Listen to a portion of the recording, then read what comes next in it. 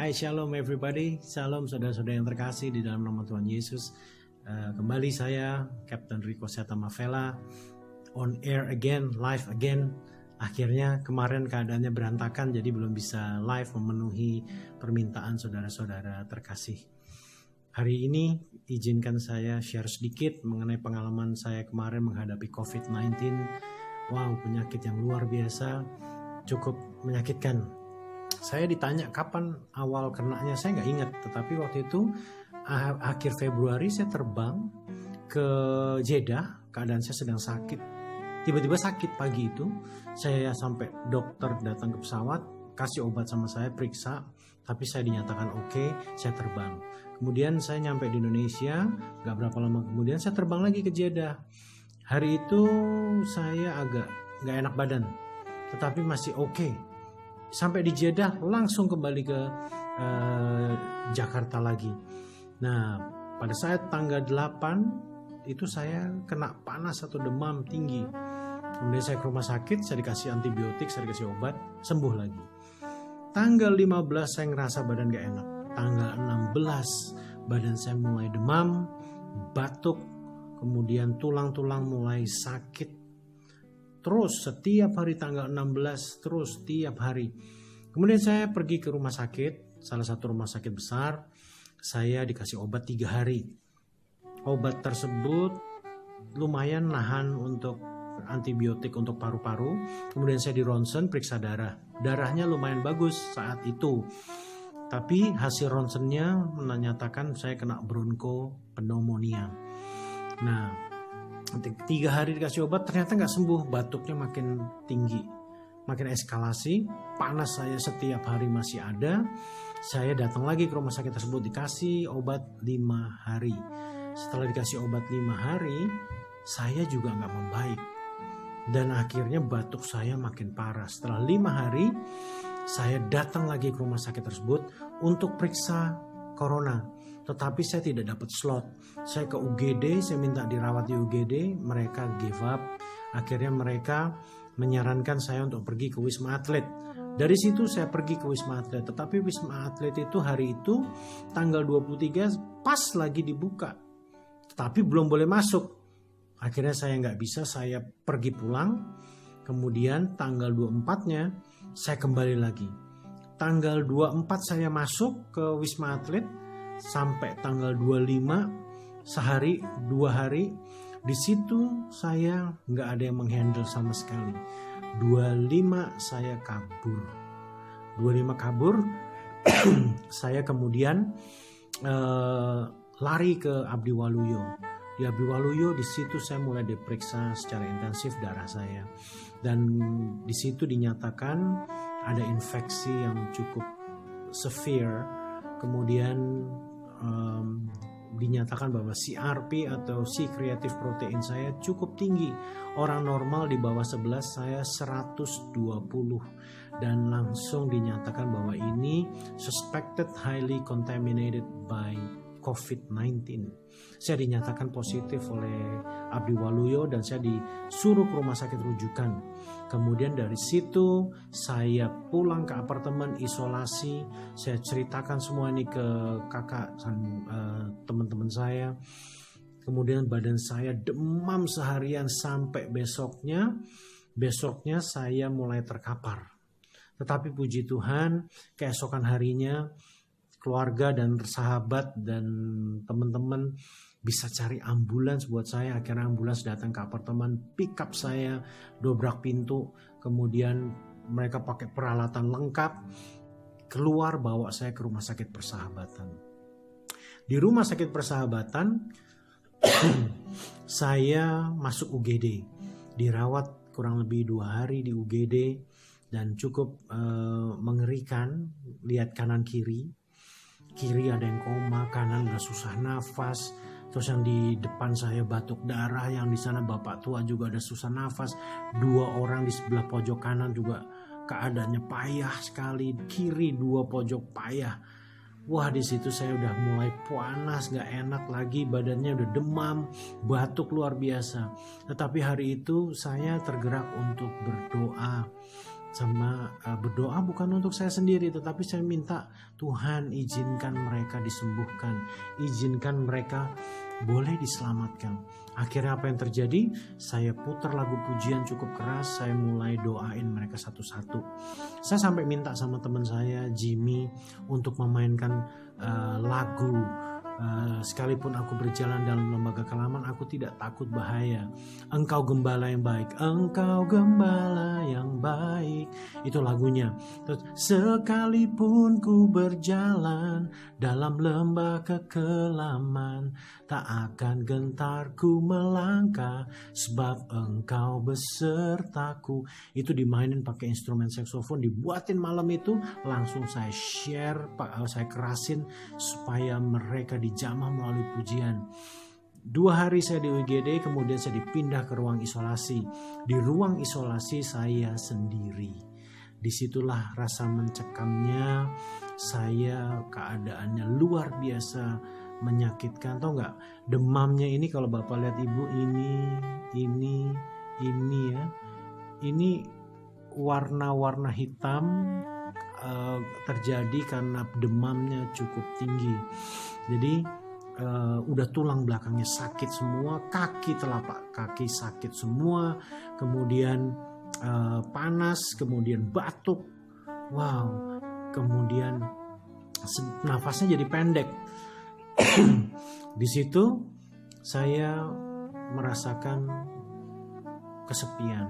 Saya merasa bahwa kematian sudah mulai menghampiri. Di ruang itu isolasi, saya sendiri, saya cuma bisa worship, saya cuma bisa doa, saya cuma bisa minta kekuatan sama Tuhan untuk melewati semua ini.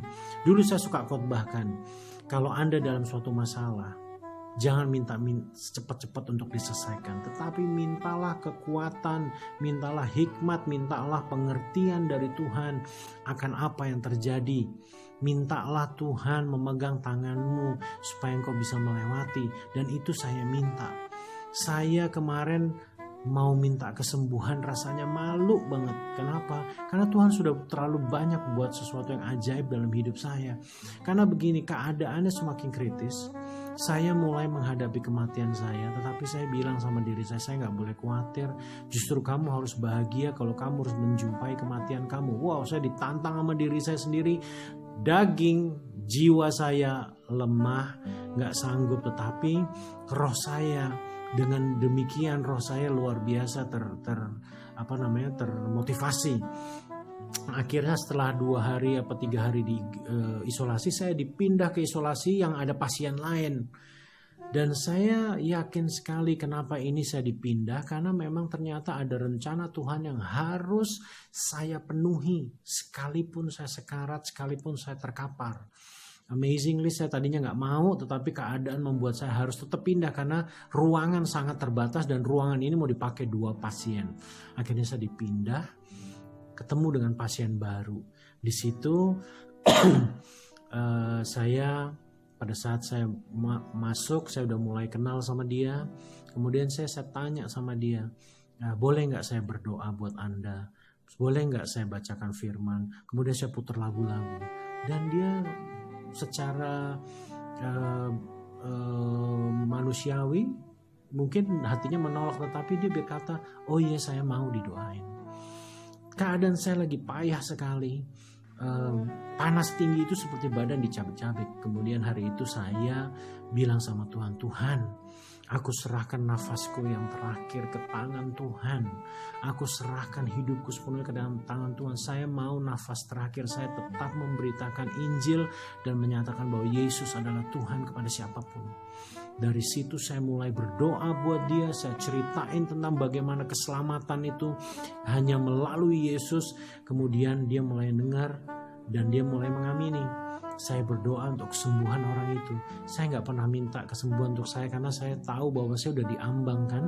Lebih baik saya persiapkan diri saya sendiri untuk menghadap Tuhan. Saya minta ampun atas kesalahan dan dosa-dosa, kelalaian apapun, tiap saya cuma konsen di situ. Saya naikkan pujian, saya baca firman, keadaannya payah. Tapi hari itu amazingly setelah tiap hari kita share doa, suatu saat pasien ini bertanya, kok nggak diputar lagi lagu rohaninya? Wow, saya bilang, iya ini saya putar sekarang. Itu dia merasa diberkati dengan firman-firman yang dibaca. Sehingga pada saat beberapa hari kemudian, dia dinyatakan boleh pulang dan sembuh. Amazing sekali bagaimana Tuhan bekerja, mujizat itu masih ada sampai sekarang. Dan akhirnya dia pergi, dia menggenggam tangan saya, terima kasih untuk doanya, terima kasih untuk makanan yang saya share. Saya punya makanan saya kasih sama dia, punya buah saya kasih, punya minuman saya kasih semua ke dia. Dan he felt so happy. Walaupun I am in a very painful situations.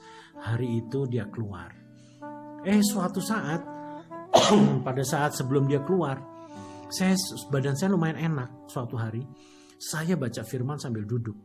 Baca firman itu sekian banyak pasal dengan suara lantang, pasiennya mendengarkan, ikut dengerin. Setelah saya tutup Alkitab, saya berbaring. Wow, saya baru berbaring, itu rasa mual, muntah langsung nyikat sampai sini.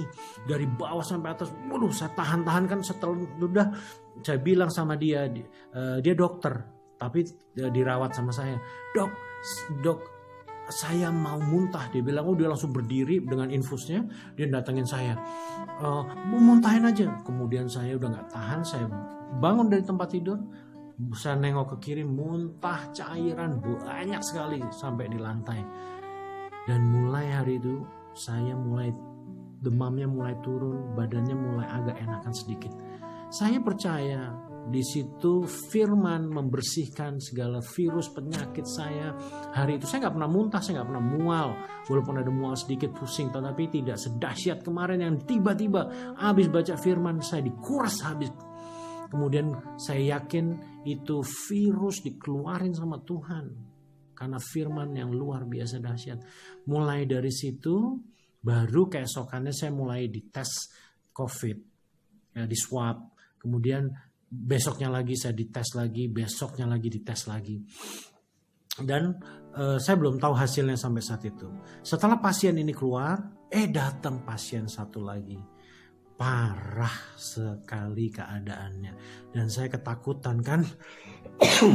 Waduh, saya ketakutan. Kita pun di Rumah Sakit Persahabatan antara ragu ini. Karena semua yang diisolasi di situ adalah penyakit COVID. Dan dia juga melihat bahwa takut juga saya ketularan lebih parah kan. Tetapi puji Tuhan pada saat dia masuk keadaannya pakai nafas bantuan dan gak jelas lah. Akhirnya setelah dibaringin, saya digerakkan Tuhan untuk berdoa lagi buat pasien ini. Saya bilang, Tuhan, kalau Engkau izinkan aku menyampaikan kabar kebenaran kepada orang ini, biarlah kehendak-Mu yang terjadi. Saya doain sampai dia akhirnya amazingly dia percaya bahwa Tuhan sanggup. Dia bilang, iya, tapi keadaannya udah parah.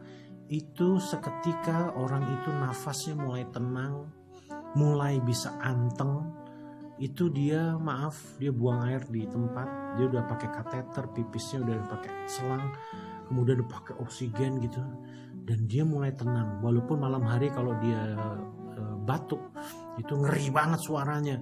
Terus kemudian kalau dia itu membuat saya trauma. Tetapi kalau dia mulai seperti itu, saya mulai doa lagi buat dia. Saya lagi demam. Saya lagi juga mengalami sesuatu yang sangat painful, tetapi saya belajar dari Tuhan. Saya belajar gini, dari Sadrak, Mesak, Abednego, Daniel 3, 17-18. Gampangnya seperti ini aja. Sekalipun Tuhan berpaling dari saya dan tidak menolong saya akan tetap mencintai Tuhanku. Dan aku akan tetap melakukan kehendak Bapa. Aku belajar dari mereka, Sadrak, Mesak, Abednego. Kedua, saya belajar dari Ayub 2 ayat 10. Masa saya hanya mau terima yang baik saja dari Tuhan, tetapi tidak mau menerima yang tidak baik. Di situ saya belajar, saya menyadari saya ini hanya debu. Saya hari ini bisa dipanggil Tuhan kapan aja. Nafas bisa diberhentiin. Saya nafas cuma setengah-setengah. Sesak nggak terlalu. Orang bilang sesak tuh seperti ditibanin koper badannya. Saya nggak ada seperti itu. Tapi saya pendek nafasnya. Itu hari itu diberhentiin nafasnya, saya selesai beneran. Makanya saya bilang saya konsentrasi bukan di kesembuhan, tetapi Tuhan izinkan saya melewati semua masalah ini dengan kuat bersama Tuhan. Jangan pernah lepas tangan saya daripada Tuhan. Saya minta saya dijaga oleh Tuhan selalu. Walaupun saya harus mungkin menghadapi kematian, saya yakin mati saya ada di tangan Tuhan. Jadi hari itu keadaannya benar-benar cukup mengerikan, dan saya kalau secara manusia udah khawatir, udah hopeless, tetapi enggak.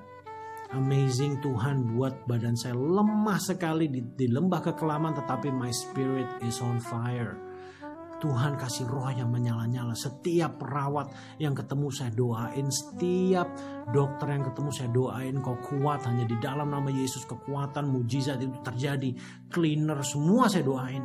Siapapun masuk ruangan, sebelum dia nyuntik, sebelum apa, saya bilang engkau harus percaya kepada Isa Al-Masih, Kristus Yesus, Tuhan dan penebusanmu. Kamu harus percaya dalam keadaan seperti ini. Semua mengamini, alhamdulillah, whatever they say. Wow, amazing. Saya tetap memberitakan Injil. Saya hanya mau bilang sama Tuhan, Tuhan, saya gak mau lalai lagi. Saya gak mau terlambat menyatakan Injil itu kepada siapapun. Dan hari itu, pada saat saya tidak memikirkan diri saya sendiri, saya melihat amazing sekali Tuhan buat thousands of people pray for me. Ada yang dari Australia, ada yang dari pelosok-pelosok manapun, dari banyak tempat lah. Kemudian ada satu sahabat saya namanya Om Frank, dia worshiper. Kemudian saya ditelepon tanpa basa-basi, saya disamber dengan suara yang dia teriak. Dia berdoa kepada saya untuk kesembuhan saya dan jamahan Tuhan. Dan itu terjadi mulai pelan-pelan sama diri saya. Saya ngerasain sesuatu yang luar biasa menjamah saya. Saya kerasa banget, badan saya mulai, wow, kenapa ini? Tapi saya mulai aminin, saya mulai worship spontan, saya mulai perkatakan amin, haleluya, terima kasih Om Frank, thank you very much for your prayer. Itu lagi panas-panasnya. Demam saya ngeri banget. Itu gak enak banget. Dan tahu gak kalau demam itu seperti roh jahat datang sama saya. Kemudian bau obat yang saya minum semua keluar, nguap dari badan saya. Dan baunya kayak formalin. Formalin seperti orang kalau meninggal dikasih formalin. Jadi saya tuh bayangannya udah mati kapan aja. Wow, saya bilang suatu pengalaman yang sangat luar biasa berjalan sama Tuhan. Hari itu saya minta juga sama Tuhan, saya mau diberi roh seperti ke-12 murid Yesus yang berani mati untuk mengabarkan Injil. Saya minta sama Tuhan, kalau memang saya masih hidup, saya akan lakukan. Saya minta roh itu ada padaku. Dan suatu saat mulai berangsur-angsur, tetangga saya, pasiennya mulai bisa ngobrol. Saya kasih buah lagi, saya kasih apa yang ada pada saya. Terus saya berkati tiap hari, saya share firman Tuhan, saya doain. Sampai akhirnya suatu saat tanggal 2, tanggal 3 saya diperiksa pagi, saya dinyatakan boleh pulang. Itu ronsen, tiap hari saya di ronsen, badan saya jebol kali. Tapi ya amazing, Tuhan menyertaiku. Di saat itu saya keluar, saya kan masuknya didorong gak begitu sadar. Pada saat saya keluar, ternyata tempatnya itu lorong kanan kiri, bangsal-bangsal, tempat isolasi. Saya bisa lihat dari kaca, semua pasien COVID keadaannya parah. Dia pakai alat bantu nafas, semua baju dibuka, dikasih alat, I don't know what is that. Kemudian saya mulai doain setiap satu-satu, merinding, saya takut. Kenapa? Wow, ini udah ruang kritis. Pada saat saya diizinkan pulang sore itu, saya setelah mandi, saya lewati bangsal-bangsal itu, kemudian saya berdoa, dan akhirnya saya mencapai pintu pintu terluar untuk briefing dengan dokter di taman.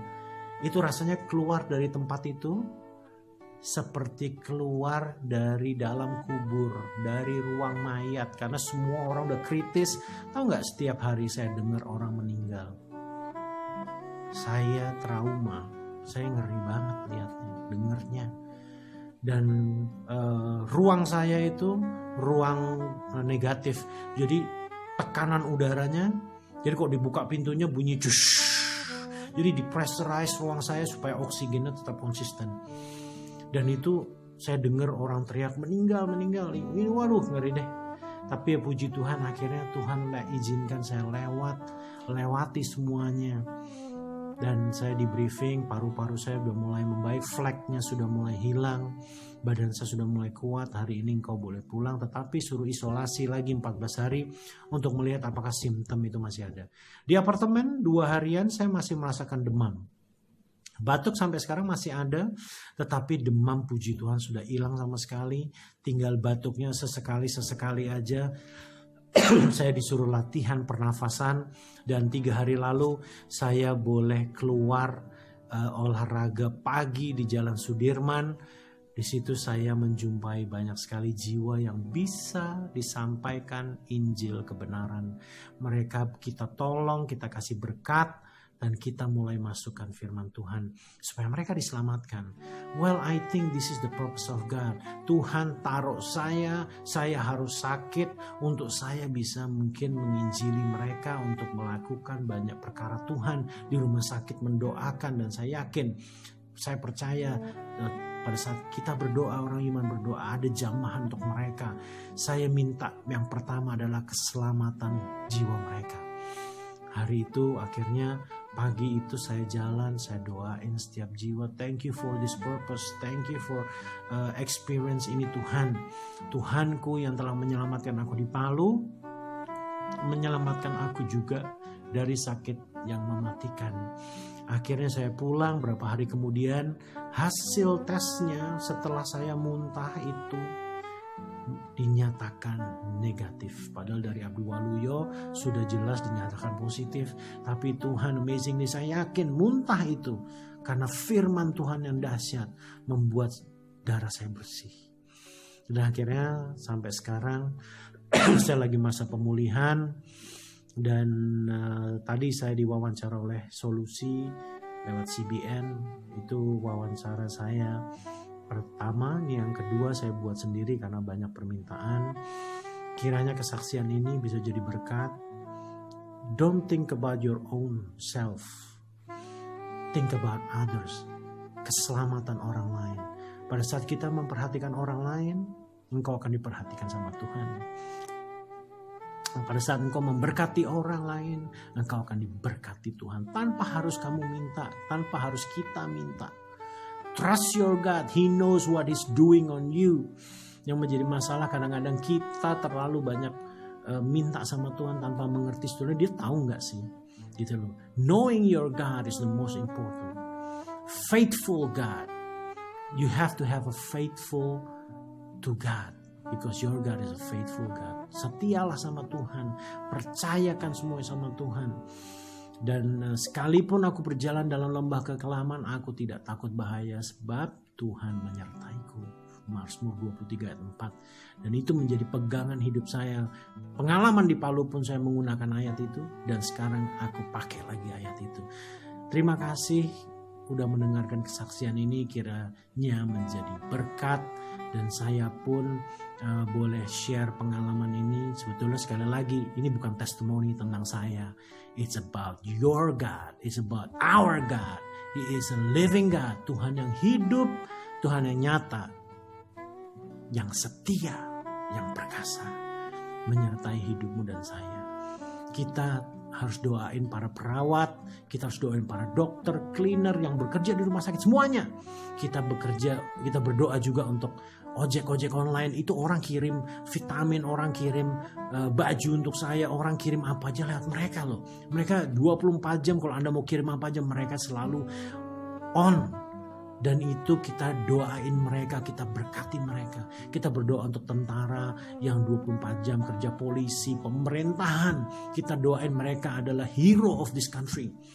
Dan mereka adalah orang-orang yang layak menerima keselamatan, layak menerima berkat dari Tuhan juga. Doalah untuk bangsamu ini agar mereka berbalik dari jalan yang jahat, kemudian menerima keselamatan di dalam nama Tuhan Yesus. Sekali lagi, saya Captain Rico Setamavela. Trust your God. pengalamanku. Mungkin pengalaman yang viral 2, tapi sebelum-sebelumnya saya punya cerita yang luar biasa bersama Tuhan. Simple aja, mobil saya dulu pernah diisi bensin sama Tuhan. Tapi nanti saya ceritanya one day ya. Tetapi memang yang viral 2 ini sih. Tapi thank you once again for watching. God bless you. And salam penginjilan. Jangan lupa yang terpenting adalah amanat agung di dalam hidup kita. Lakukan itu setiap kita. Lakukan amanat agung. Selamatkan jiwa-jiwa. Maka engkau akan berjalan dan engkau akan melihat tangan Tuhan menyertaimu. Terima kasih, Tuhan Yesus memberkati. God love you and I love you. And once again, God bless you. Terima kasih buat keluarga yang telah pontang-panting untuk saya. Terima kasih untuk sahabat-sahabat saya terkasih yang telah menolong saya, yang berdoa untuk saya. Thank you for everything. I don't know how to repay, tetapi aku percaya blessing dari Tuhan is upon you all. Memberkati semua kalian yang telah berbuat banyak untuk saya. Terima kasih untuk segala-galanya. Thank you for watching. God bless you. Bye-bye.